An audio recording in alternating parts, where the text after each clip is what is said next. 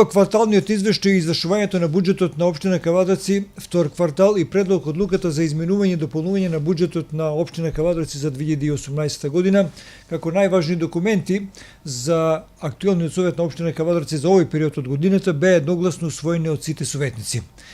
Покрај тоа на денешната седница на советот беа разгледувани и усвоени сите предложени 38 точки. Од нив во овој новинарски запис објавуваме дека покрај двете прва споменати беа усвоени и предлог за клучоците за исплата на додаток на плата по основ утврден степен кариера на вработен во општинската администрација за општина Кавадарци,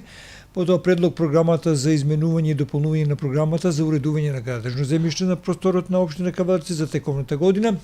и предлог програмата за изменување и дополнување на програмата за развој на општината за ова 2018 година. Советниците на денешната седница, која траеше околу 1 час, ја усвоија предлог одлуката за определување на заштитна зона Лукар како заштитена зона со води наменети за консумирање, како и предлог одлуката за финансиски придонес под проектот Интегрирана програма за развој на туризмот во општинава. Освен тоа, помина и предлог одлуката за одржување на објектите реконструирани со реализацијата на подпроектот Интегрирана програма за развој на туризмот во општина Кавадарци. Советниците во времето на одржувањето на оваа седница околу 1 час речиси без дискусија, со многу мали дообјаснувања по неколку материјали,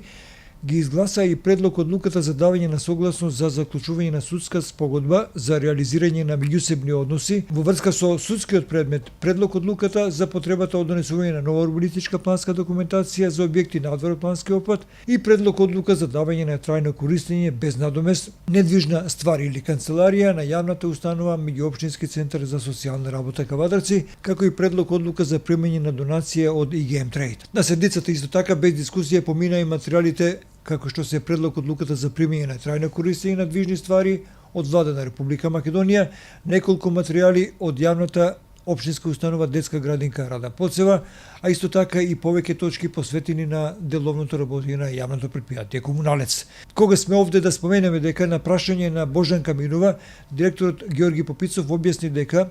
годинава и наредната година нема да се врши никаква промена, односно нема да се менува тарифникот за вода кај физичките лица,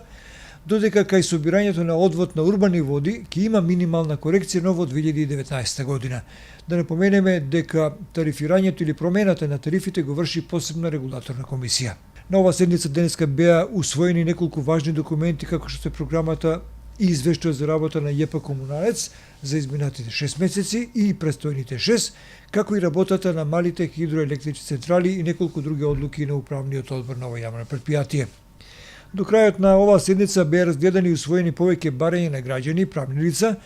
а беа донесени неколку одлуки за урбани решенија, вработување, прием на донации, финансиска помош и друго. По ова следува одмор на советниците. Првата наредна седница на советот ќе се одржи во втората половина на месец август 2018 година.